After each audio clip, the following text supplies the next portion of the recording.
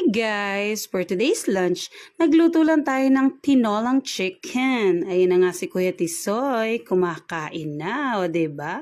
Napakasarap ng ulam natin for today. Ang dami-daming sabaw. Nakaanli sabaw na naman si Kuya Tisoy, o diba? Sus Marios, pansubo, napakalaki.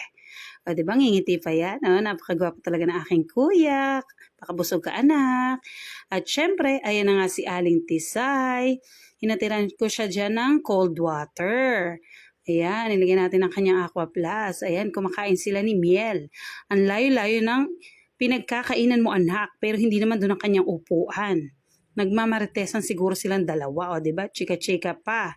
Napakatagal kumain ng babaitang ito. Bilis-bilisan mo ang pagkain, anak. Mamaya na ang sit-set. O diba? Ayan ang mga classmate niya. Kumakain sila lahat dyan. O, diba? Break time nila sa lunch. O, diba? Smile pa ang aking baby la. Babay daw.